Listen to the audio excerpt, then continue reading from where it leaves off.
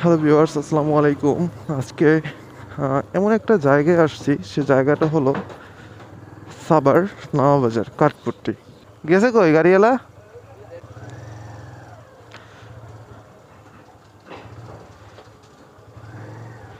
আচ্ছা, এখানে মূলত দেশীয় কাঠ পাওয়া যায়, বিদেশি কাঠ পাওয়া যায়, সেগুন, গর্জন,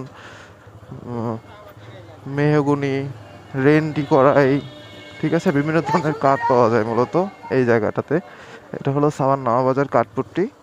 তো এখানে দীর্ঘ দিন বলতে অনেক বছর ধরে এখানে এখানের মানুষজন ব্যবসা করে যাচ্ছে। এখানে দেখতে পাচ্ছেন এই যে কাঠ।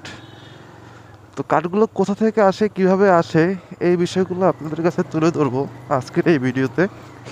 তো বিভিন্ন দূর দূরান্ত থেকে মানুষ আসে, এখানে এসে এখানে থেকে কাঠ কিনে নিয়ে যায়।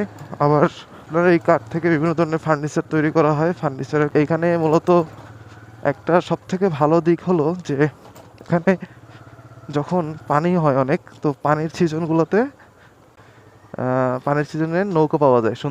আচ্ছা, আমি এখানকার একজন মানে ভালো জনপ্রিয় ব্যবসায়ীর সাথে কথা বলবো। তো ভাই, বাকি বিল্লাহ, ঠিক আছে। তো কাঠপট্টিতে মূলত এখানে তো দেখতে পাচ্ছি যে সমস্তই মানে যে দোকানগুলো আছে সবই কাঠের দোকান, ঠিক আছে। আর এই পাশটা হলো দেখতে পাচ্ছি যে নদী, অনেক কাঠ।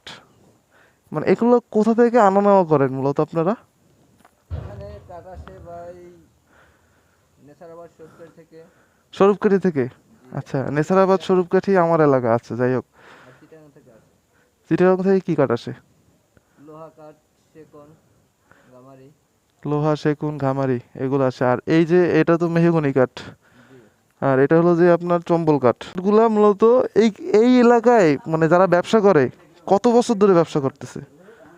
আজকে প্রায় 50 বছর। 50 বছর ধরে এই জায়গাটায় ব্যবসা করতেছে সাভারে। সাভারে। কিন্তু এই যারা ব্যবসা করতেছে এখানে কিন্তু কেউ স্থায়ী না, আমি যতটুকু আর কি জানি। না, এখানে স্থায়ী কেউ নেই, সবই পিরিজপুর জেলার। পিরোজপুর জেলার? আচ্ছা, আমার এলাকারই আর কি। যাই হোক, আমি আপনাদেরকে দেখাচ্ছি এখানে। তো ভাইয়ের কাছ থেকে শুনেছেন অলরেডি। এই, তোরা কি চাস? হ্যাঁ, এইটা মূলত ভাই যেটা বললো সেটা হলো যে কাঠ।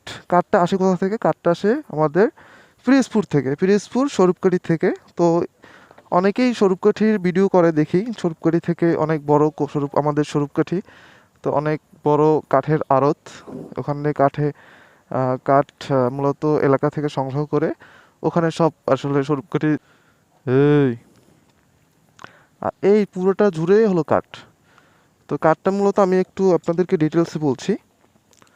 তো এই যে কাঠগুলো দেখছে এগুলো সব হচ্ছে মেহগনি কাঠ, এই বেশ আছে চম্বল কাঠ। আর এগুলো মূলত এলাকার আমাদের স্বরূপকাঠি থেকে সাভারে আসে, সাভার নওয়াবাজার আসে। আর এইটা বিভিন্ন কাজে ব্যবহার হয়। কেউ ঘর করতেছে, কেউ ফার্নিচার করতেছে বা বিভিন্ন কাজে ব্যবহার করতেছে।